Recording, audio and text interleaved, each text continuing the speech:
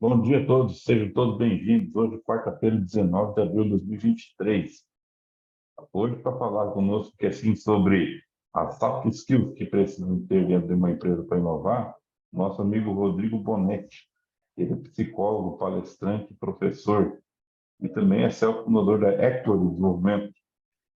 Bom, Rodrigo, muito obrigado aí pela sua disponibilidade em participar conosco aí, colocando seu conhecimento à disposição do pessoal aí e do pessoal que vai assistir os vídeos depois também, tá? Seja bem-vindo aí, sim. Bom dia, Neymar. Eu que agradeço aí pelo convite. É sempre bom fazer parte deste movimento aí que vem fomentando negócios e vem transformando aqui a nossa região. Tive o prazer de estar em contato ao longo deste ano com mais profundidade em relação ao Iguaçu Vale e, sem sombra de dúvidas, é realmente um ecossistema muito legal, né? Muito gostoso de fazer parte. Quero agradecer a Sara também, que está sempre parceira aí, sempre se envolvendo. E é muito bom estar falando, e se a gente falar de inovação, não tem como não falar de pessoas, né? As pessoas fazem parte deste processo, é crucial que a gente comente sobre elas para que a gente consiga ter uma inovação cada vez mais realmente prática, né? Uma inovação, eu só estou tentando aqui achar o meu negocinho. Deixa eu só vou colocar para cá. Já estamos vendo a tua tela aí, tá? Sim, uhum. Só estou tentando visualizar vocês também. Muito bem. Mas vamos lá então, minha gente. O que eu separei aqui para nós estarmos conversando? Primeiro, antes de mais nada, é legal a gente poder estar participando, estar se envolvendo e todos que quiserem estar contribuindo, por favor, sintam-se à vontade. O que vocês vão colocando ali no chat, eu vou completando. A gente vai ter um momento de fala ali posterior, pelo que o Nilmar pontuou, mas eu sempre trago que essa contribuição ela precisa ser coletiva, né? Um conhecimento, ele precisa obrigatoriamente ter a participação e envolvimento de mais pessoas. Apenas uma pessoa é uma informação, quando nós juntamos outras tantas pessoas, construímos um conhecimento, e conhecimento tem que ser aplicável, né? Não adianta só a gente estabelecer informação por informação. E é justamente sobre isso que a gente vai estar falando nessa manhã, sobre as soft skills, habilidades interpessoais e o quão importante elas são. Mas antes de nós entrarmos exatamente nessas soft skills, é importante nós passarmos por alguns acontecimentos, né, nesses últimos tempos relacionados ao impacto, seja ele econômico ou mesmo social, e o quanto isso tem sido significativo, né, em relação ao nosso desempenho, ao resultado, ao que a gente vem buscando conquistar. É interessante, né? Depois do coronavírus, nós temos tido alguns impactos reais neurologicamente. Algumas apresentações agora de estudos mostram, né, o quanto a memória foi afetada, raciocínio lógico, várias áreas importantes dentro da nossa ação enquanto ser humano. Mas se nós pensarmos em termos de mercado, que isso também é um impacto que se mostra presente, até porque precisamos dessas ferramentas para poder nos apresentar enquanto desempenho humano, mas nós também temos alguns pontos importantes que impactam direto na nossa atribuição humana. Temos a diminuição do PIB, então, a maior da história em relação a nível de Brasil, pós-pandemia. Tivemos um aumento na taxa de desemprego também em relação à pós-pandemia, e nós temos 6 milhões de pessoas em desalento, né, dentro deste período de pós-pandemia. Então, nesses últimos 3 anos aí, de 4 anos, nós tivemos já uma mudança de realidade muito grande. Se nós somarmos aí a guerras, a outras situações de instabilidade política, então nós vamos perceber o quanto se mostra difícil, né, o cenário atual, talvez um dos cenários mais desafiadores que nós tivemos nos últimos anos. E por que eu estou trazendo isso? Porque é interessante nós falarmos de inovação e quando nós pensamos no nosso momento, né, na nossa modernidade, nunca tivemos tão próximos à ideia de inovar, por toda a estrutura que nos possibilita isso, né, até a base tecnológica. Nós hoje temos ferramentas à disposição. Eu fico imaginando quando o ser humano se utilizou pela primeira vez de um graveto, e que ali nós começamos a ter a primeira base de inovação, o quanto aquilo foi revolucionário. Depois tivemos a atribuição do fogo, enfim, invenção da roda, e todas as invenções que trouxeram impacto na humanidade, porque aquilo era algo que não se via com recorrência. Hoje, ao contrário, nós não conseguimos viver uma vida sem estarmos inovando o tempo todo, né? Nós temos hoje todo um aporte, seja ele tecnológico, financeiro, político, social, que nos possibilita aplicar inovação de forma constante. Esse tem que ser o pensamento. O problema é que a inovação, ela depende exclusivamente das pessoas, né? Todo o restante a gente até consegue ter uma contribuição do nosso meio, mas a inovação, ela é uma aplicação que exige obrigatoriamente a participação de pessoas. E é interessante porque quando nós pensamos justamente neste mercado, nós temos ainda pouca observação estratégica focada em pessoas. Eu tenho percebido, são 12 anos aí de trabalho, a dificuldade ainda das empresas pensarem em pessoas como um recurso totalmente diferenciado, né? Então, desde um planejamento de carreira até uma estrutura que beneficie esta construção coletiva. Eu tenho tentado retornar junto, quando eu trabalho a parte de liderança, quando eu trabalho a parte de trabalho em equipe, aos primórdios do que é uma organização, né? A gente acabou talvez esquecendo um pouquinho sobre para que uma organização serve. Ela surge na vida do ser humano, no desenvolver humano, justamente para facilitar a vida, né? Então, o ser humano percebeu que coletivamente ele conseguia ter resultados muito melhores do que individualmente. Segurança, proliferação da espécie, enfim, né? Até mesmo qualidade de vida.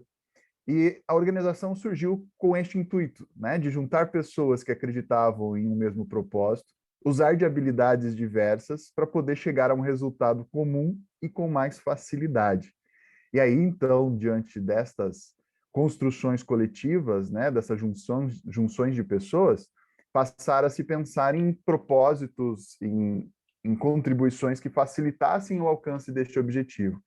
E aí surge a primeira organização. Obviamente, com o advento da industrialização, nós tivemos o surgimento das empresas como um todo, que aí sim focado nesse viés lucrativo, né? Focado nesse critério financeiro.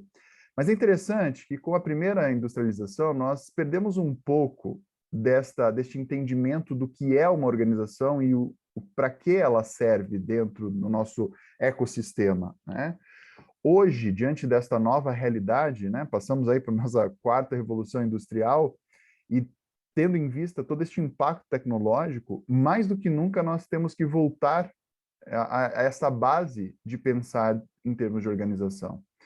Por que eu estou dizendo isso? Porque quando nós pensamos nisso, nós, obviamente, precisamos estar focados em um objetivo prático, pensar em empresa inevitavelmente precisa trazer lucratividade, até porque é isso que gera toda a nossa base de investimento, evolução, né, a nova construção aí tecnológica, mas nós precisamos fazer com que, mais do que nunca, a nossa atribuição empresarial sirva com propósito, né? Ela sirva para angariar pessoas que acreditem neste movimento, que acreditem realmente na essência do que aquele negócio faz e que transforme a realidade humana de forma positiva, né? A gente acaba perdendo, por vezes, o foco no real intuito de ter uma empresa, de ter uma organização, e aí independe da classificação que a gente venha a dar, né? Se é uma empresa conceitual, uma startup ou qualquer outro tipo de estruturação. Quando nós começamos a pensar numa organização dentro deste viés, que ela é justamente a oportunidade de nós juntarmos forças de forma coletiva, gerar um resultado, e que este resultado precisa, inevitavelmente, causar um impacto positivo no nosso meio, nós aí sim começamos a pensar em forma de inovação.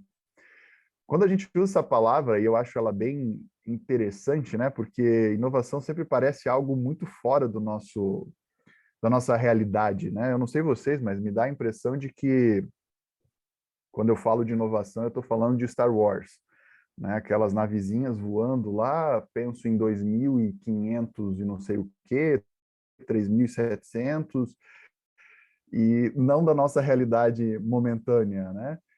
Esses dias conversando com um colega e ele trazendo justamente uma fala bem crítica sobre a ideia de inovação, no intuito de que, às vezes, apenas escrever bem para algumas empresas, né, em alguns determinados setores, já é uma baita de uma inovação, né? E realmente, quando nós conseguimos pensar na comunicação de uma forma muito eficaz ou mais eficaz, isso passa a ser uma baita de uma inovação. E aí entra a ideia, né, de você conseguir fazer com que esta coletividade humana possa gerar, sim, ideias diferenciadas, construções e propostas que agreguem, né, e facilitem o desenvolver humano. O que não necessariamente acontece na maior parte das nossas construções de organização. A própria ideia de equipe, de grupo, né, tão batida, mas que ainda se mostra um pouco distorcida na sua visão. As pessoas ainda têm dificuldade de desassociar grupo de equipe. E o que faz uma equipe ser uma equipe é justamente o engajamento, né? É esta participação, envolvimento e contribuições coletivas que gerem e facilitem o resultado. Isso é tão interessante, gente, porque nós temos outro dado, tá? A visão de trabalho, ainda hoje, ela é associada como um critério negativo. A gente ainda tem pessoas reclamando todos os dias por estarem trabalhando. E é interessante porque se nós estamos vivendo numa proposta, né, de inovar, numa proposta de gerar engajamento, numa proposta de mostrar para as pessoas a importância delas neste meio de trabalho e principalmente vincular os setores para que haja realmente um aumento de produção, para que haja uma transformação dentro do nosso mercado e que a gente consiga atribuir mais valor, que é o que o vídeo do Nilmar mostrava, nós precisamos mudar essa realidade. Só para vocês terem uma ideia, vou trazer aqui um pouco incorporar um pouco do Cortella na minha fala. E a palavra trabalho, ela tem origem do latim tripalium. É um instrumento, né? Significa um instrumento antigo usado na lavoura. E ela, mais tarde, né? Esse mesmo objeto foi usado pelos romanos como forma de tortura. E, claro, né? A própria ideia de trabalho, ela foi vinculada à nossa construção histórica como uma forma de castigo. A gente conseguiria fazer com que as pessoas estabelecessem propósito de humilhação através do trabalho. E isso, de uma certa maneira, ainda vem enraizado na nossa cultura, né? Você percebe, dentro de uma visão geral, principalmente nós brasileiros, a dificuldade ainda de desassociar trabalho com obrigatoriedade, de desassociar trabalho como esse viés de escravidão, né? É difícil de nós pensarmos o nosso trabalho como uma proposta de ajuda, uma proposta de transformação. E essa passa a ser a nossa grande briga, né, quando se trata de pessoas. Fazer com que as pessoas entendam que, independente da sua necessidade de subsistência, independente da sua necessidade de estar ali, sim, né, tendo um ofício que gere lucratividade, porque ela precisa daquela lucratividade para poder se movimentar no mundo, esse trabalho, esse ofício, gera muito mais do que apenas a lucratividade. Gera a oportunidade dessa pessoa desenvolver as habilidades que ela possui e que são extremamente necessárias no mundo onde ela vive. E é isso que é o grande propósito quando se pensa pessoas dentro de um viés de inovação. O quanto eu consigo, e aí pensando agora, né, como gestores, cada um dentro da sua participação, como líderes também, engajar a minha equipe e fomentar um pensamento e uma cultura, né, uma filosofia de trabalho ao ponto das pessoas entenderem a importância delas se desenvolverem enquanto habilidade, não só, é óbvio, visando lucro, mas principalmente, né, podendo transformar a realidade das pessoas, podendo oportunizar um impacto positivo na vida social, política e individual do nosso meio, né, do que nós estabelecemos enquanto construção de cultura. E a gente vê o quanto essa realidade ela é verdadeira em termos de dados. Né? Nós, hoje, de acordo com a Organização Mundial do Trabalho, nós temos uma insatisfação de trabalho aqui a nível de Brasil de 72%, né? Ou seja, 72% da nossa população se mostra insatisfeita aonde está inserida.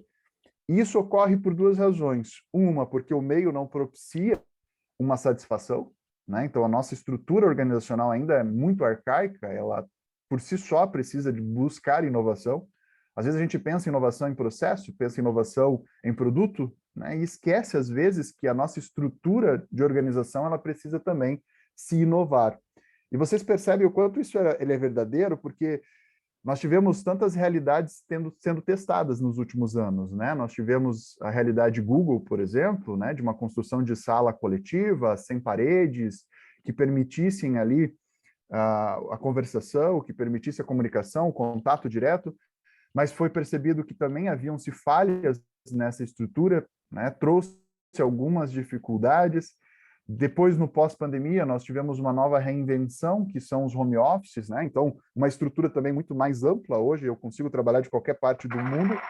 Esta é uma prova disso, né? Cada um dentro da sua cidade, Cascavel, Toledo, enfim, se pudéssemos aqui estar alcançando internacionalmente, teríamos pessoas de fora, mas eu preciso pensar este novo contexto, né?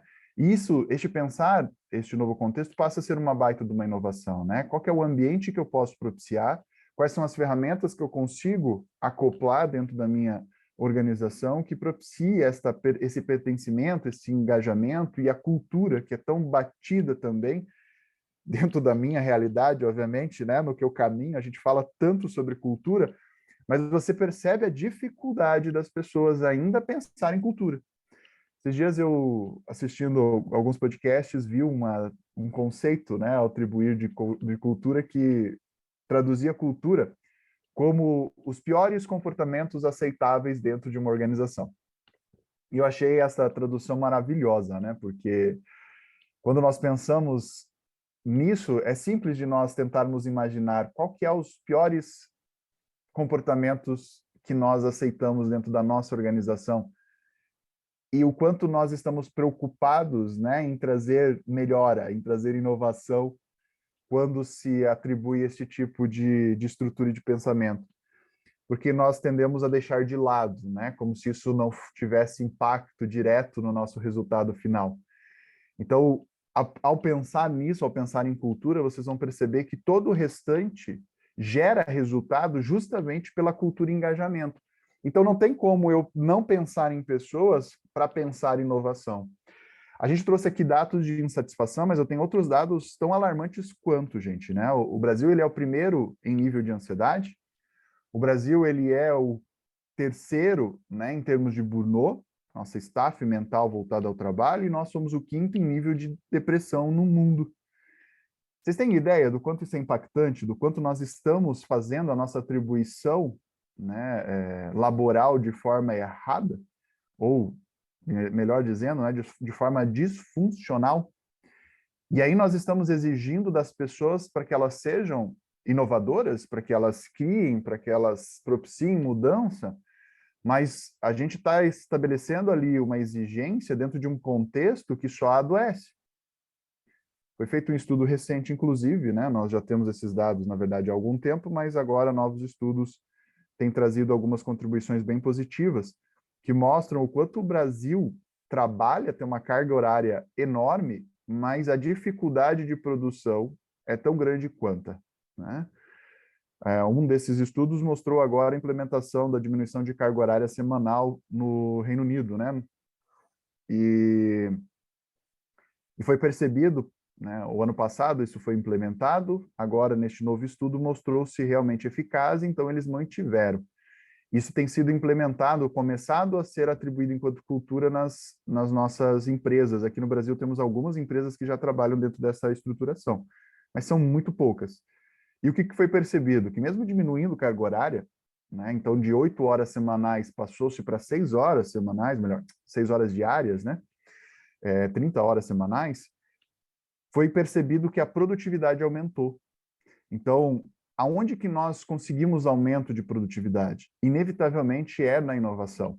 A inovação, ela é a estrutura que nos possibilita reinventarmos o processo e que, com base nesta reinvenção, nós facilitamos, né, o desgaste, a energia atribuída e o tempo atribuído a este processo. Só que a gente só consegue trazer esta estruturação, a gente só consegue realmente se atribuir de uma ideia de inovação quando as pessoas estão por completo, em termos de engajamento e energia, voltado a este movimento. Se isso não acontece, por mais que eu implemente ferramentas, por mais que eu crie um ambiente que propicie criatividade, por mais que eu facilite todo o processo de trabalho, ela não vai conseguir se utilizar destas ferramentas como proposta de mudança, né, gente? Então, vocês percebem que a gente está vivendo um momento, e eu acho muito bom, e é extremamente gostoso, inclusive, viver e saber que nós estamos permeados de um ambiente que propicia este novo contato, pensar trabalho de uma maneira diferente. Eu amo essa estrutura, né, de nós entendermos que nós estamos aqui não como adversários, nós estamos aqui como pessoas que podem contribuir umas com as outras, independente do seu segmento, e por vezes, inclusive no mesmo segmento, porque nós estamos engajados em um objetivo só, né, que é melhorar a qualidade de vida, que é melhorar a própria ideia de trabalho, que é melhorar o resultado final, que é melhorar, sim, atribuir, engrandecer valor diante do que a gente está conquistando. Eu só vou aproveitar aqui no chat, a Juliana colocou aqui, ó, sensacional a sua fala sobre o trabalho versus inovação. Obrigado, Juliana. E, gente, se vocês quiserem estar participando, tendo dúvidas, né, ou se a minha fala às vezes se mostra um pouco complexo ou fora do que vocês estão tendo enquanto compreensão, por favor, me pontuem e a gente vai conversando. Ou se vocês querem acrescentar coisas, que eu tenho certeza que cada um ali tem uma riqueza, né, imensa dentro do que executa, por favor, o façam, tá? Mas aí a gente chega, então, a esta ideia do que são soft skills. Quando nós falamos de soft skills, parece algo mecânico, né? A gente tem a necessidade de atribuir soft skills ainda em um pensamento cartesiano, ainda em um pensamento quantitativo, né? Como que nós melhoramos esse tipo, né, X de motivação? Então, esse indivíduo apresentou 3 pontos de motivação, vamos desenvolver ele para que ele possa ter 5 pontos de motivação.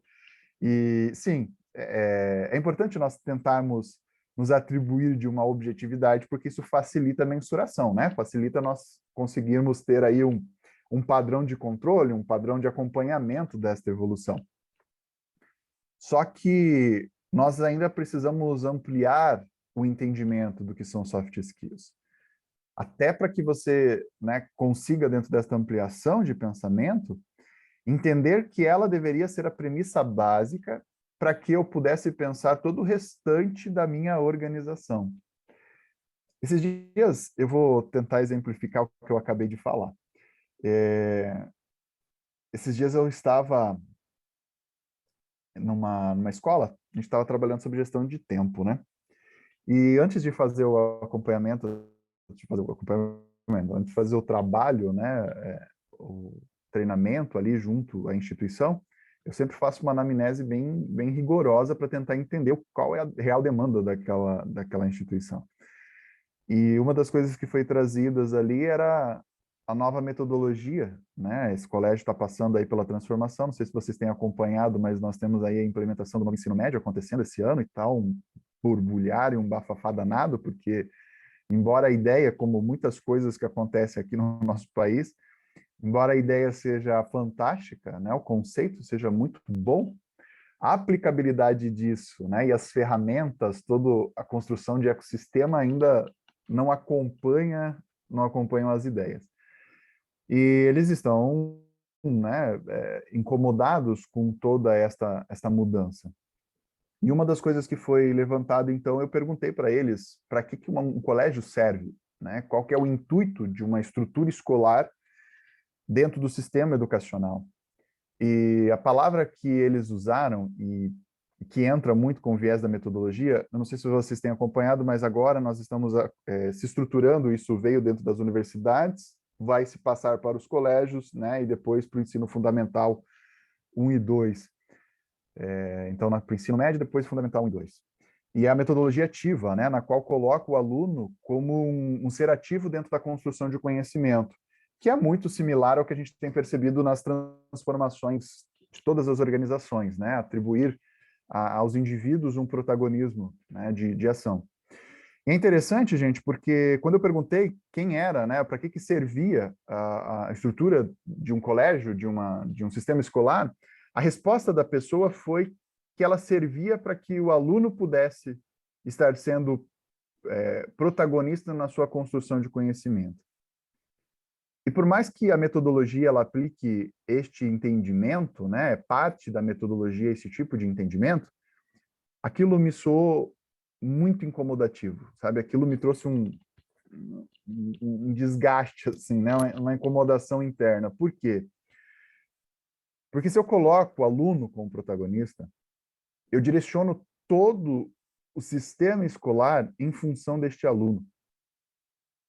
E não é isso que vai me gerar transformação dentro da educação. Olha só que interessante como muda completamente, porque se eu estruturo todo o meu colégio para este aluno, todo o meu desenvolvimento pessoal e de gerenciamento, principalmente, está focado neste aluno. Isso tira dele a possibilidade, inclusive, de se autotransformar, porque eu creio que toda a estrutura de colégio serve para isso, com este intuito. Que tal a gente mudar um pouquinho o foco? Que tal, em vez de nós pensarmos o sistema educacional voltado ao aluno, nós pensássemos o sistema educacional voltado ao conhecimento, à atribuição de conhecimento? E aí nós tiramos esse protagonismo somente do aluno, porque aí eu falo, a gente está vivendo um momento de ditaduras avessas. Eu não sei se vocês conseguem vivenciar isso, para quem tem filhos, muito provavelmente. Em vez de antes, né, a escola ser ditatorial, as instituições serem ditatoriais, nós estamos vivendo um contraponto. As pessoas estão sendo ditatoriais. E as organizações têm começado a perder força, e isso é uma realidade, inclusive, vivenciada nas nossas empresas. A gente está tendo dificuldade de engajar, de ver, de trazer pessoas para dentro das nossas organizações, porque as pessoas têm começado a se tornar um pouco ditatoriais. O movimento recente é o que está acontecendo nos Estados Unidos, né? Tem uma onda, por exemplo, de demissão em massa, é a segunda onda de demissão em massa após pandemia. Não sei se vocês estão acompanhando, voltada à rede social do TikTok. Então, eles vão lá e eles se filmam pedindo demissão para poder viralizar, para poder, enfim, né, ganhar notoriedade. Isso é tão interessante, gente, porque você percebe que este olhar, por exemplo, voltado ao aluno, tira a possibilidade deste aluno entender a importância que ele tem no processo de construção educacional. E aí você conseguir fazer com que ele desenvolva habilidades interpessoais e habilidades, então, né, de engajamento para que aquilo possa ocorrer enquanto transformação real. Isso tem acontecido, inclusive, dentro das nossas organizações, porque se eu foco, por exemplo, no desenvolver das pessoas, pensando nas pessoas somente, é mais ou menos isso que acontece. Eu perco o foco do que realmente é importante dentro de uma organização. Porque eu estou aqui, parece até um pouco contraditório, né, Rodrigo? Você está falando que as pessoas são cruciais para a inovação, elas são pontos fundamentais para que haja realmente uma oportunidade de mudança, de criação, de transformação do meu meio. Mas por incrível que pareça, gente, isso é uma realidade, o foco não pode ser pessoas. O foco precisa ser o que eu quero gerar com essas pessoas. O foco precisa ser obrigatoriamente o resultado. Aonde, né, eu quero desenvolver, ou quais as habilidades que eu posso desenvolver para então alcançar este resultado final. Isso é tão interessante porque se torna mais claro, inclusive, o que eu preciso desenvolver enquanto soft skills, inclusive a aplicabilidade das soft skills. Um exemplo prático: empatia. Uma das habilidades primordiais dentro das novas soft skills, na realidade moderna, é a empatia. Só que o que nós temos percebido também dentro da empatia? Um excesso de empatia. Então, o que era para ser algo positivo, que trouxesse transformação, tem se mostrado disfuncional, porque as pessoas começaram a se tornar empáticas demais. Não à toa a gente está vivendo numa geração mimizenta, né, que é a nova atribuição aqui da nossa geração, porque a gente está se tornando muito empático. Nós estamos sendo mobilizados emocionalmente dentro de um nível que nós não poderíamos ou não deveríamos estar sendo mobilizados, porque isso não gera resultado. Nós precisamos ser práticos dentro da nossa atribuição emocional. A emoção, que é este agir, né, é o movimentar-se para a ação, este é a tradução e o entendimento do que é emoção, ela precisa ser impactante, mas ela precisa ser medida, dosada, para que gere mudança. É mais ou menos combustível dentro de um carro, né? A gasolina ela precisa ser gotejada dentro do motor para que haja combustão. A emoção ela funciona dentro dessa mesma estrutura, ela precisa ser gotejada, ela precisa ser drenada de uma forma que se mostre eficaz. E se você é excessivamente empático, você também não vai conseguir ser funcional. Outra prova disso é a própria ideia de criatividade. né? Então, quando nós pensamos em criatividade, se você não dosar a criatividade para que ela seja funcional, ela precisa ter prazo, ela precisa ter duração, ela precisa ter engajamento com o objetivo final, eu não consigo ter resultado, eu só consigo ser criativo, mas a criatividade por si só ela é disfuncional. É que nem o uso de ferramenta, né? Quantas ferramentas nós temos à disposição? Se eu for usar todas as ferramentas, eu vou mais perder tempo dentro da minha atribuição de trabalho do que propriamente trazer mudança, né? Aumentar eficácia, ser mais resolutivo. Então, pensar soft skills é de extrema importância no momento atual e pensar pessoas da mesma maneira. Só que pensar pessoas e soft skills precisa estar aplicado, gente, a propósito de vida.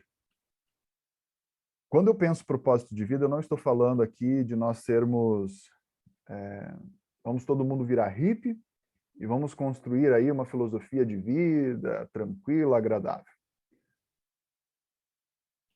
Eu estou falando de algo maior, eu estou falando de para onde nós estamos indo. Que mundo que nós queremos, que realidade que nós queremos, o que, que nós realmente produzimos, né? Eu estava recentemente aqui na FIASU e nós começamos a debater isso em relação aos colaboradores, tive uma fala com eles, e eu perguntei o que, que eles faziam, né? Qual era o resultado do trabalho deles. E a resposta foi unânime, era a produção de fios. E eu falei para eles assim, eu acho que não é não. E eles ficaram todos perplexos, né? Porque, imagina, eles trabalham 8 horas por dia fazendo fio, né? Como é que não é não? E aí, quando eu expliquei para eles, né, que o trabalho deles ia muito além disso, né? Para que serve um fio? Um fio serve para aquecer, um fio serve para presentear, um fio serve para proteger, um fio ele tem uma serventia enorme dentro da nossa construção e da nossa engrenagem humana.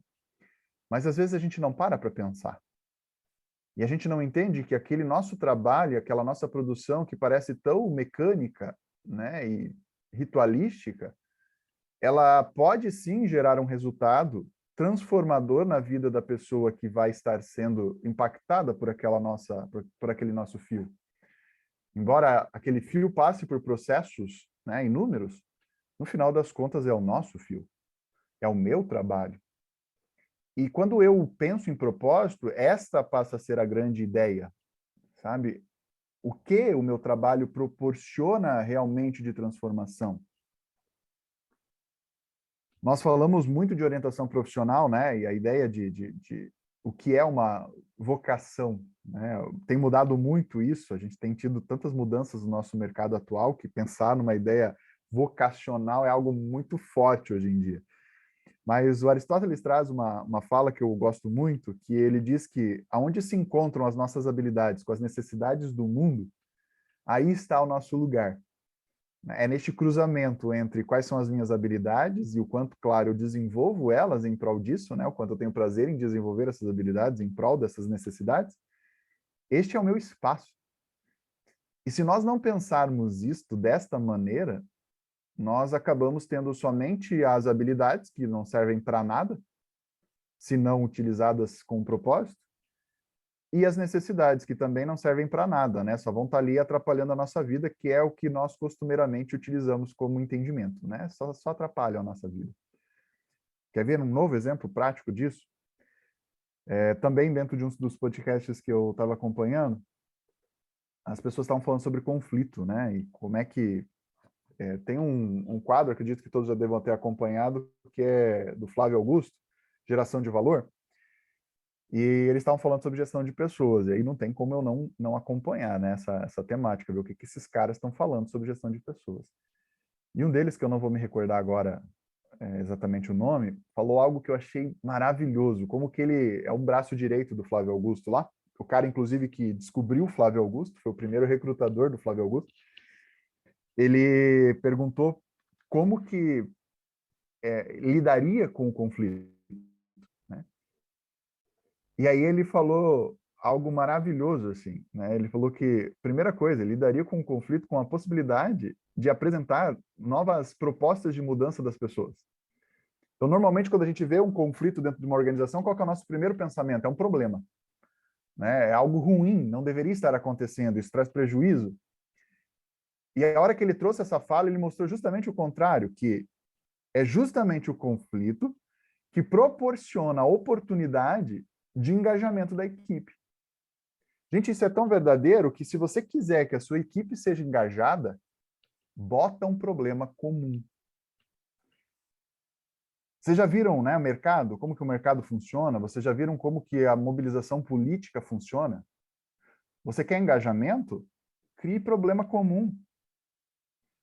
Vamos pensar em relação à política, né? Para que eu tenha, por exemplo, né, uns vermelhinhos ampliando o espaço, eu preciso criar um demônio ali, eu preciso criar um problema. E o contrário é verdadeiro. Para que os azuizinhos possam criar espaço, para que eles possam crescer, eu preciso criar um vermelhinho ali como um grande problema a ser combatido. Isso é uma dor comum.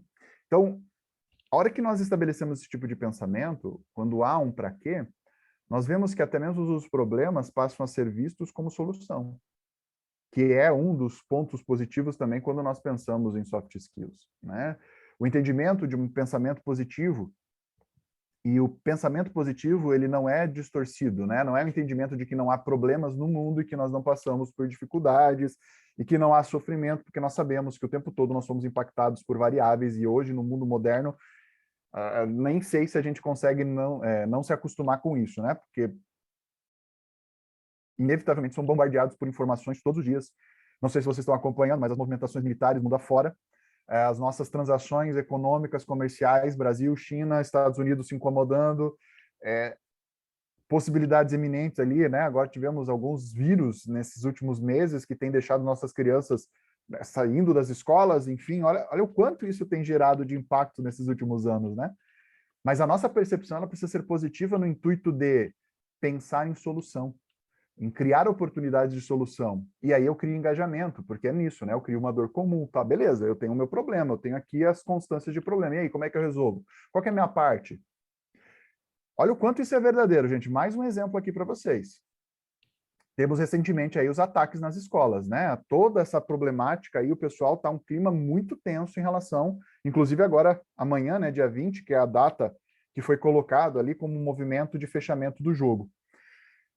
E você percebe que as pessoas elas estão à flor da pele. E eu estou recebendo, por exemplo, aqui adolescentes que eles estão entrando em, né, um pânico, desenvolvendo pânico por conta dessa situação. E olha como que a escola tem encarado isso. Em vez de proporcionar a este aluno o entendimento de que ele é parte também eminente dessa mudança, porque é justamente os alunos que estão proporcionando o ataque, cria-se aquele bode expiatório, né? É a escola, por exemplo, a guarda municipal agora que tem que gerar segurança, os professores que precisam gerar ali uma rede de proteção. Mas espera lá, quem estão fazendo os ataques? Não são os alunos? Eles também precisam ser protagonistas e entendedores de que a participação deles e engajamento deles gera resultado, gera mudança, né? E aí, em vez de utilizar deste momento e oportunidade para construir senso de comunidade, não.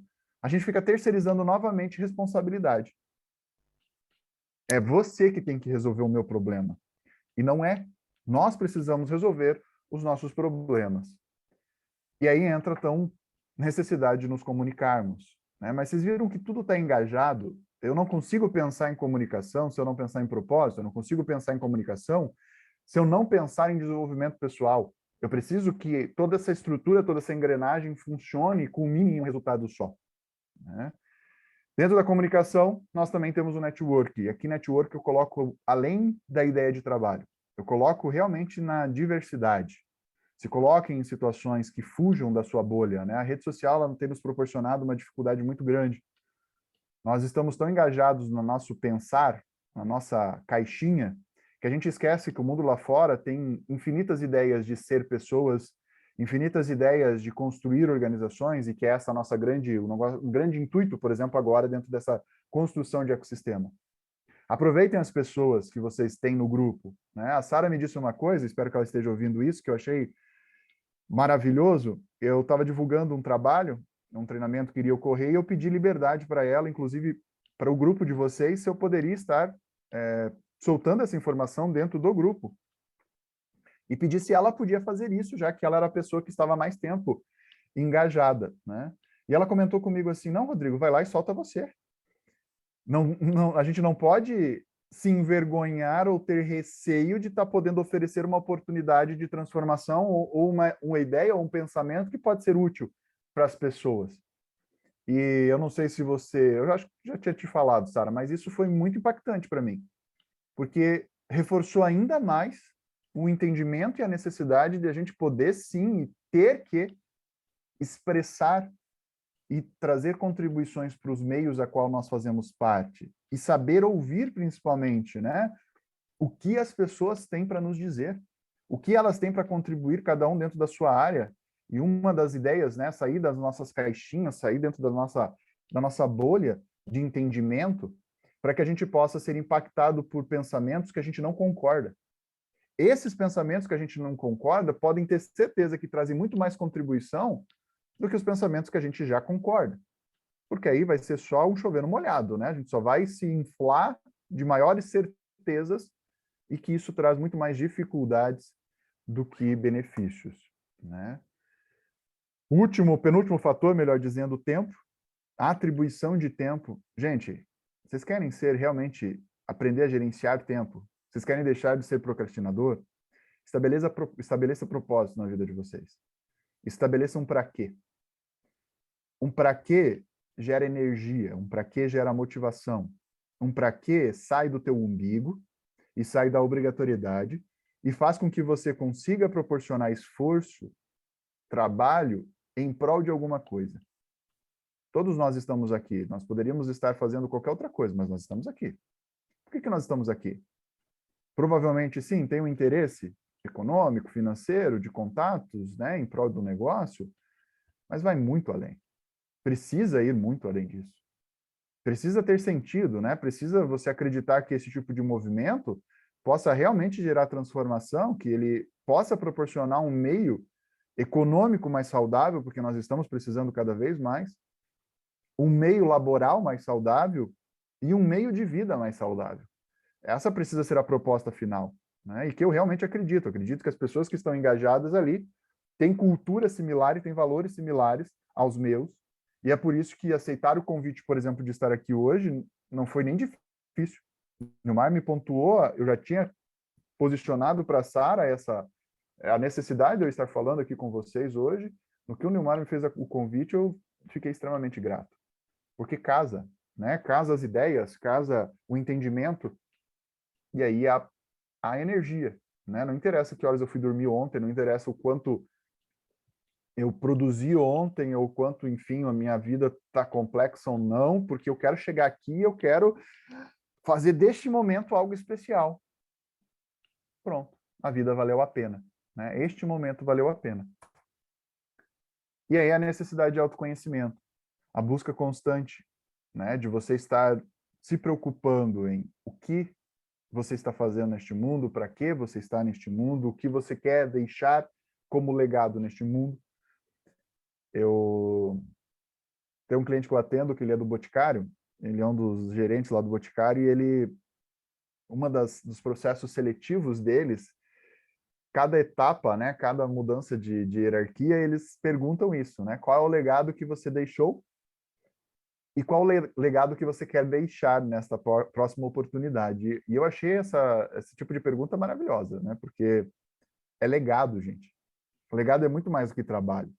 O legado é muito mais do que mudança de números.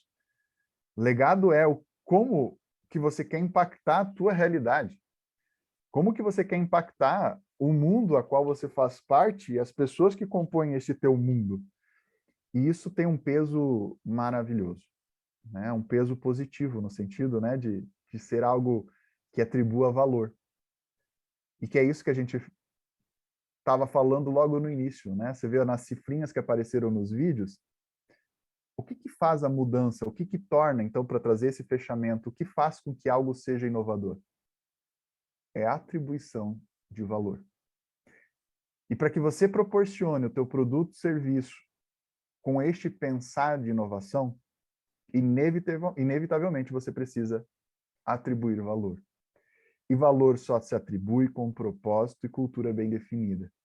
Valor só se atribui com pessoas engajadas e que acreditam no que fazem, que acreditam que o que elas fazem gera resultado positivo para elas e para o mundo. E quando eu consigo isso, não tem como eu não estabelecer processo de inovação. Certo?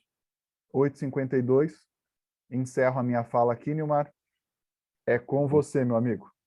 Pô, maravilha, hein? Parabéns aí pela apresentação. Pessoal, se quiser fazer perguntas, você pode fazer perguntas aí, tá?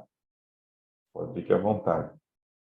Assim, eu vejo, você falou aquela mistura de ter comentado para a Juliana, assim, de trabalho e inovação, né? Certo? Realmente, se, eu tenho pessoas assim, mas podem, realmente, algumas pessoas podem acabar achando o trabalho realmente um castigo, né? E outras um prazer, né? Certo? Acho que eu acho que assim, o fazer o que gostar, assim, ela tem que ter, assim, não é só o que eu gosto, mas o que eu consigo fazer de trocas, né? Certo? Como, digamos assim, uma pessoa, digamos assim, uma empresa, né? Vai conseguir entender o que que a pessoa quer entregar, se ela vai estar satisfeita entre o que que ela vai receber e o que ela vai entregar na troca, né? Como a pessoa, a empresa vai mensurar isso aí, né? Então, às vezes a gente quer colocar uma pessoa para trabalhar aqui dentro da empresa, daí acredita que ele quer se desenvolver, quer aprender, quer proporciona isso, né? E daí, na hora, digamos, de produzir um resultado, ainda é uma coisa difícil, né? Mesmo que às vezes a pessoa tenha um certo conhecimento até conseguir ter a habilidade de ser produtiva, entregar o que o cliente deseja. Então, Ótima pergunta, inclusive, Nilmar, porque é interessante, esses temas ainda a gente associa muito com critérios de a própria ideia de prazer, né? Parece sempre que nós temos que ser beneficiados por sensações positivas, né? Então, sentimentos positivos. E é interessante que a palavra sentimento e emoção, por mais que elas sejam usadas como sinônimos, elas são diferentes. O sentimento é uma atribuição de sensação. A emoção é o que eu faço dessa sensação, né? Ela me atribui obrigatoriamente a movimentar. E qual é a diferença? Por exemplo, quando eu tomo um sorvete, eu tenho uma sensação que me é prazerosa. E quando eu penso, né, em fazer coisas prazerosas, essa é a ideia que nos dá, né? Eu preciso fazer coisas que tragam uma sensação boa. E não é, né? Tem um autor que ele é um psiquiatra vienense, que é o Viktor Frankl, e ele tem a base dele de estudo focado em sentido. E aqui eu quero trazer a resposta para você. Mais do que o que deixa a pessoa bem, o que faz ela se sentir feliz ou que traga a sensação de prazer, é aonde ela vê sentido. Então, quando eu faço essa pergunta, por exemplo, qual é o legado que você quer trazer para a minha empresa, porque isso também eu tenho batido muito na tecla de nós abolirmos os currículos. Porque o currículo ele tem uma disfuncionalidade terrível nas empresas, né?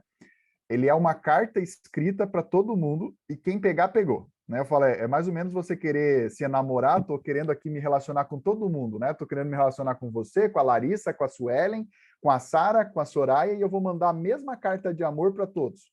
Se você aceitar, beleza, a gente está junto, se não, tem outro aí que vai me aceitar. E qual que é o problema disso? O problema disso é que eu não estou preocupado com você. Eu não estou preocupado com o que a tua empresa pode me oferecer para que eu possa estar chegando mais próximo do sentido da minha vida. Quando eu vou buscar uma empresa, Neymar, eu preciso saber o que essa empresa faz, como ela trabalha, quais são os valores. E aí eu tenho uma contradição aqui, 2 pontos, na verdade, né? Não uma contradição, tenho aqui uma polaridade de informações. Eu tenho uma empresa que, por vezes, não sabe o que ela realmente quer proporcionar, ela sabe o que ela produz, ela sabe tecnicamente o que ela faz, mas ela não sabe para que ela faz aquilo. E é difícil de você angariar, se você não souber para que você faz, é difícil de você trazer pessoas que queiram isso também. que queiram fazer esta mesma coisa, né? Que queiram proporcionar essa mesma transformação. Você ainda atrai as pessoas por um critério técnico.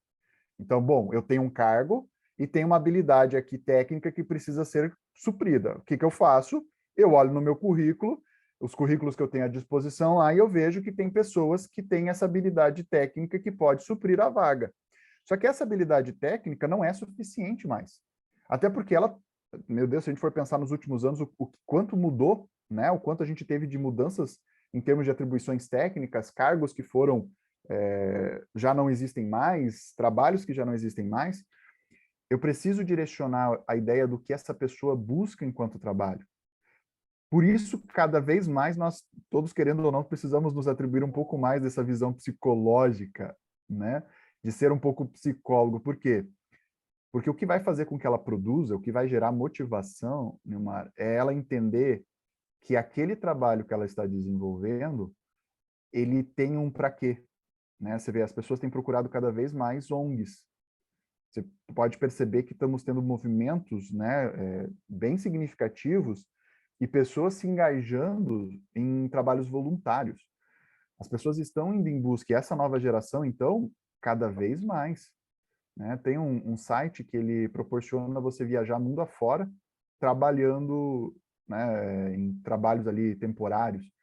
E o site tem ganhado uma notoriedade. Até estava dando uma palestra semana passada para a UEM, e antes da minha palestra começar, das pessoas ali que estavam contribuindo para o evento tinha uma empresa focada nisso, né? Em trabalhos voluntários que propiciavam você a ter experiências mundo afora.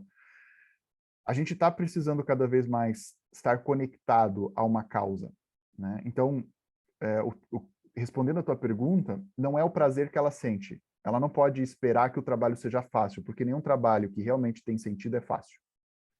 Mas ela tem que saber que aquele trabalho tem um para quê. Eu gosto de usar a analogia seguinte: imagine uma mãe que trabalha 3 períodos do dia, chega em casa e ainda tem energia para brincar com seu filho ou para sorrir. Por que ela está fazendo isso? Foi fácil o dia dela? Não, não foi nada fácil. Mas ela tem sentido aquilo. Chegar em casa e saber que o trabalho dela proporcionou um bem-estar para o filho dela, gera energia, gera sentido. Como é que um pai, por exemplo, consegue levantar um carro? Para nós, qualquer pessoa, para conseguir levantar um carro, aquilo tem que ter uma motivação e um propósito enorme, tem que ter um para quê, né? Você está salvando uma vida, você tem uma pessoa importante ali que depende de você. É este engajamento que nós precisamos mais do que nunca fazer. As pessoas, elas têm que ser boas tecnicamente, mas isso já não é um diferencial. E aí o nosso trabalho é massivo. Aí entra um outro ponto também para responder a tua pergunta, que é o quanto eu preparo as pessoas para assumir os cargos. Porque a gente, assim como um time de futebol que tem uma base ali, uma seleção, um desenvolvimento de pessoas que assumem o time principal, a empresa também tem. Um dos projetos que ainda não tem toda a sua o esplendor ali, toda a sua funcionabilidade é o jovem aprendiz. As empresas ainda entendem que jovem aprendiz é muito mais um problema do que um benefício. Ah, por quê? Porque ele não produz como um colaborador, né? Ele está lá, ele ocupa espaço na minha empresa, eu tenho que pagar um valor para ele, sou obrigado pelo governo muitas vezes a ter que ter ele no meu escopo ali, mas esse cara produz o quê? Mas esse cara não é para produzir agora. Ele é justamente uma base de desenvolvimento. Você está treinando ele, atribuindo a sua ideia, cultura, motivando ele dentro da percepção e sabendo, né, colhendo as informações para ver se ele engaja naquilo que você também tem como proposta, para que amanhã ou depois você insira ele na sua base de ativo pessoal, né? Então, acho que a mudança de pensamento ela precisa existir e a gente precisa sair muito dessa atribuição técnica para essa atribuição mais humana. Bem lembrado essa aí do jovem aprendiz, né? Às vezes as empresas estão tão focadas em ampliar resultados, né? E não estão focadas em sendo eficiente com os colaboradores bem treinados, bem experientes, né? Mas esquecem de uma retroalimentação, né? Nós vemos Isso, uma região que tem escassez de mão de obra, as empresas precisam muito pensar em atrair as pessoas para trabalhar nela, né? precisa. Certo? A gente tem Senão, muito esse. esse viés, né? Quando a gente tem escassez de mão de obra, a empresa precisa cada vez mais ter eu falo, o endomarketing, que é tão importante para uma cultura interna da empresa, ela também precisa ser pensado, né, para como que eu faço a minha imagem de construção empresarial que atraia pessoas com o mesmo princípio. Uhum. Usando rapidinho aqui, Nilmar, a gente atende uma empresa em Pato, e a empresa ela trabalha com medicamentos, né? Ela é uma indústria que está se desenvolvendo, estruturando ali, ela cria insumos para a produção de medicamentos. Mas ela é conhecida na região e conhecida, né, dentro do seu entorno como uma empresa que fabrica chá. Normalmente, as pessoas que vão procurar ela são pessoas que pensam na ideia de, opa, eu vou lá capinar um lote, sei lá, vou mexer com plantas, né? E chegam lá, a realidade é totalmente diferente. Então, o que elas estão informando, né? Qual que é a imagem que ela está transmitindo para trazer, né, atrair esse tipo de pessoa? Então, é mais ou menos dentro desse viés. Assim, tem um endomarketing para poder atrair, mas também tem um marketing para pessoas virem trabalhar na empresa, né? Perfeito, perfeito. Isso. Também. Pessoal, se quiserem fazer perguntas aí, é só levantar a mãozinha aí, chamar um áudio aí, certo?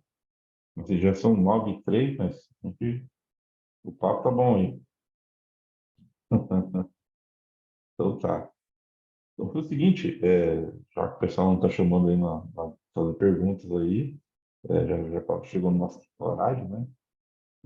Faz aí, deixa a sua mensagem final e como as pessoas fazem para entrar em contato com você e como você ajuda as pessoas e empresas a, digamos assim, a poder encontrar as habilidades que elas precisam, não só, digamos assim, habilidades com competência técnica, também é só preciso. Como é que você ajuda as empresas a fazer isso? Perfeito. Então, a mensagem final que eu faço é justamente o entendimento de que sem pessoas a gente não consegue estabelecer inovação, né? Então, a gente precisa parar e pensar dentro de uma estrutura organizacional que valide pessoas, mas sempre focado em um resultado, né? Tem que extrapolar apenas as pessoas pelas pessoas. Essas habilidades, elas precisam estar muito bem direcionadas. E aí entra o nosso trabalho. O nosso trabalho ele está dentro dessas duas pontas, né? Conseguir fazer esta análise, ter estrutura aqui tanto de equipe quanto de sistema, né? De ferramentas para que a gente possa estar mapeando essas pessoas, atribuindo então o desenvolver. A gente trabalha focado em treinamento principalmente para que a gente possa desenvolver essas habilidades. Mas a gente também consegue fazer o mapeamento e o trabalho junto ao que a empresa realmente busca, né? Porque também é um trabalho que, na sua grande maioria, dentro da realidade que a gente vem acompanhando, as empresas não têm muito bem desenvolvido. Então, elas querem pessoas que sejam engajadas, elas querem pessoas que produzam, elas querem pessoas que sejam inovadoras, mas elas têm dificuldade de criar um ambiente, principalmente de criar uma construção de propósito, que esteja tão bem definida ao ponto dela atrair realmente esse perfil, né? Que esteja claro para esse perfil que ali é o lugar que ela deve buscar, que ela deve trabalhar. Então, o nosso trabalho fica nesses dois viés, Nilmar. Tanto trabalhar junto à empresa para que a gente consiga trazer essa mudança de pensamento, quanto através de treinar pessoas, né? De conseguir desenvolver pessoas através dos treinamentos, palestras, enfim, né? Então, esses são os nossos dois trabalhos. E aí, para acessar esses trabalhos, pode entrar no site www.eclory.com.br. Eu agradeço, inclusive, a tua fala, você falou certinho o nome, as pessoas tendem a falar Eclory, né? Então, obrigado. Ou, né, pelas redes sociais também. Tem o da Eclory e tem o meu, bonete.rodrigo. Até peço para que as pessoas me acompanhem. A gente sempre traz materiais toda semana ali para cada vez fomentar mais essas ideias. Maravilha, então. Acho que a Soraya aqui levantou a mão ali. Soraya, Oi, bom dia. Deixa eu bom perguntar dia. uma coisa, Rodrigo. Eu trabalho muito forte RH, tá? Tendo as empresas de tecnologia. Tá me ouvindo bem? Tô sim. Atualmente, Salve. tem uma obra que ela tá brigando comigo, aliás, eu acho que eu tô brigando com a obra. A minha pergunta para ti é o seguinte: eu tenho muitos clientes, muitas empresas que buscam, eles acham que pessoas são recursos e que um mindset é uma coisa muito fácil de você fazer. né? Então, eles nos contratam para entrar na organização e eles dizem, olha, ninguém entende nada do que eu estou falando, né? Então, assim, eu queria saber a tua opinião, se você encontra muito isso também, tá? Eu, como colega de trabalho, eles nos contratam achando que eles têm uma foto, né, linda, do Up, cheia de balões coloridos, com a casinha subindo, seu Frederic, e que eles são perfeitos.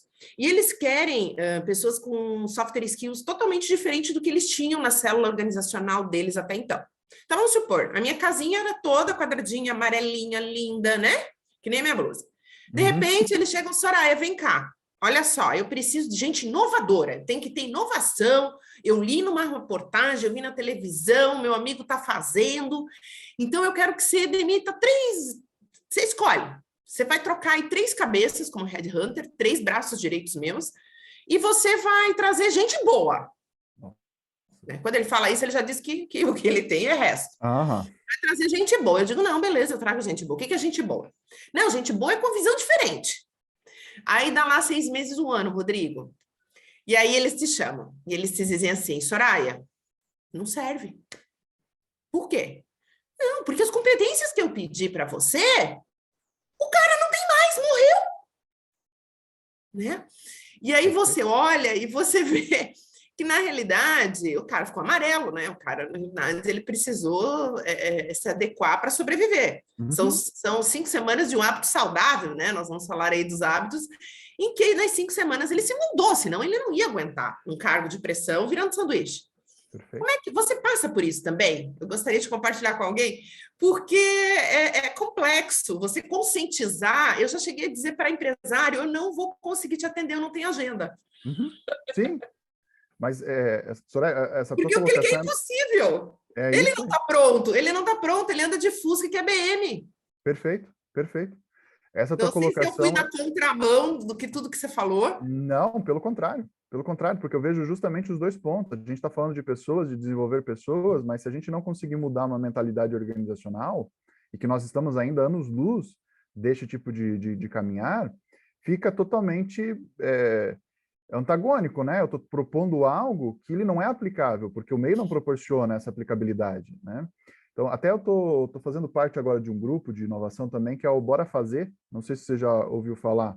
Não. Até depois, qualquer coisa, eu te mando o link. Boa, e lá quero sim. Também dentro, pega esse mesmo viés. E tem bastante gente da área de RH fazendo parte do grupo, o que eu achei maravilhoso, porque daí a gente consegue ter algumas trocas dentro desse sentido. Eu tenho a mesma dificuldade, tá? E eu confesso Então, tá bom. para ti então assim... eu fico tranquila. Então não sou eu que sou ruim. Porque eu tenho vontade de largar a bandeira branca, às vezes, porque eu venho tão frustrada.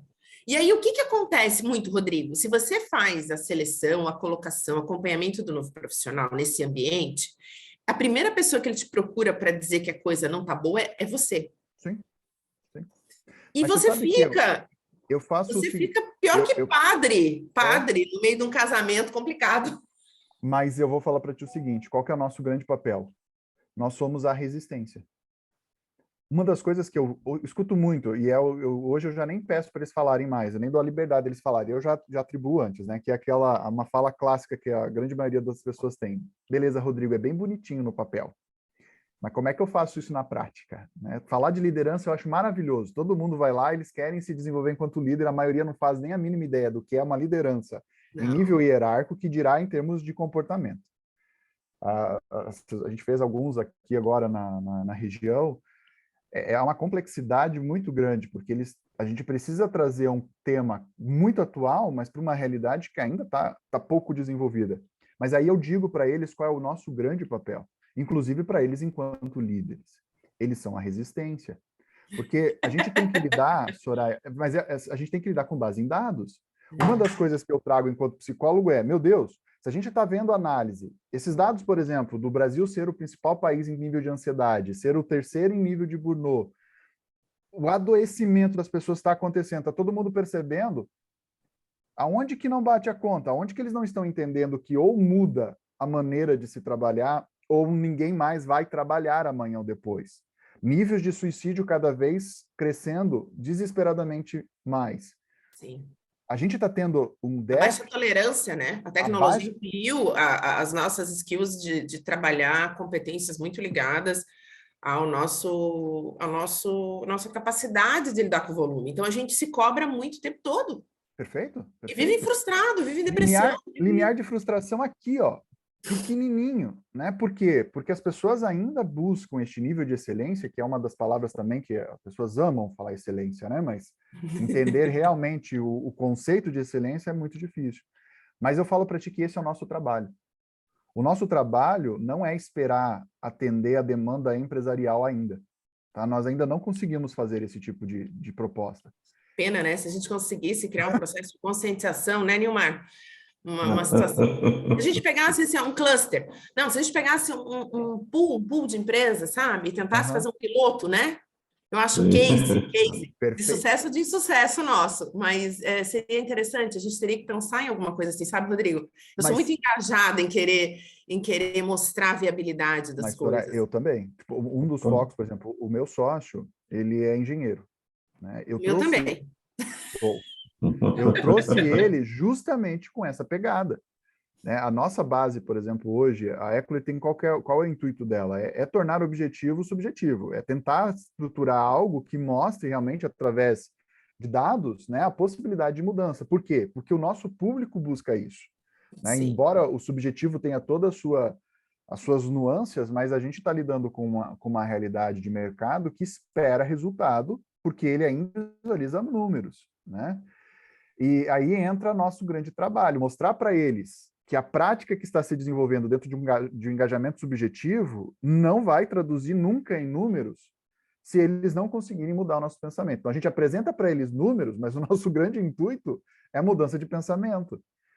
E aí eu me proponho, inclusive, junto contigo, nada impede de nós estruturarmos algo, um pensar. Até a gente estava recentemente, Só fora da casinha.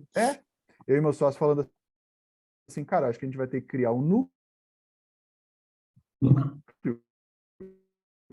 que nem aqui, por exemplo, na então, CIT, nós não temos ainda dado sozinho essa já, coisa, no núcleo, depois a gente já troca figurinha.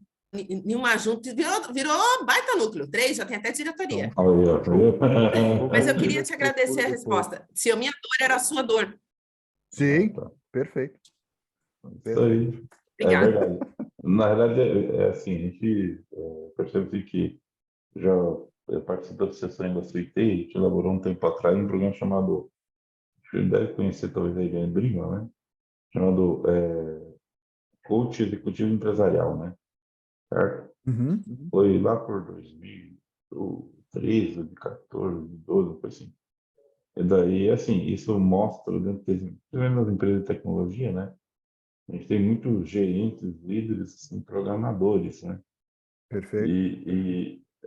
Eram eles, muitas vezes, que atrapalham, assim, criam um estresse dentro da empresa por fato de, assim, de não ter habilidades assim, de liderança, de conhecimento, de, tipo assim, simplesmente ir lá e conversar com a pessoa para poder buscar uma melhora, né? Então, tinha pouca qualificação para poder fazer isso, né?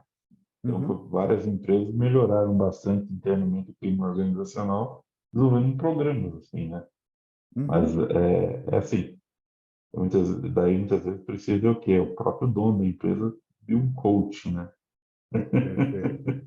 Mas eu falo, é nosso trabalho, na verdade, hoje, né? É conseguir trazer uma nossa atribuição, por exemplo, construir uma autoridade, e a gente teve alguns prejuízos, eu vejo dentro do nosso desenvolver humano, tanto o viés da psicologia, ela vem com dois entraves, né? Hoje as pessoas têm dado escuta, mas ainda vem com muitos preconceitos.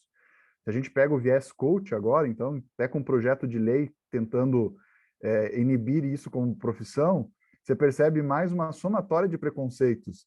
E isso dificulta muito, né? A gente ainda está impactado, a nossa fala ela vem com muitos ruídos, porque parece que quando a gente fala sobre isso, a gente está falando sobre uma visão holística, uma visão bonitinha, né? Uma visão de frufruzinhos, unicórnios e arco-íris, né? E talvez o nosso grande trabalho aqui seja justamente esse, criar uma força de ação ao ponto de que não seja somente o Rodrigo falando, não é o Nilmar falando, não é a Larissa falando, São pessoas que se preocupam, é um conjunto de pessoas que realmente veem isso como um propósito necessário para que a gente engaje cada vez mais pessoas a pensar dessa mesma maneira. Que é um movimento que eu vejo que está acontecendo, é inevitável. As pessoas, empresas, né, organizações vão ter que obrigatoriamente se movimentar para. Né? Beleza, maravilha.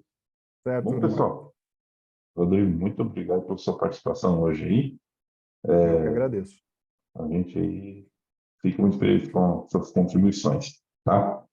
Eu vou encerrar aqui.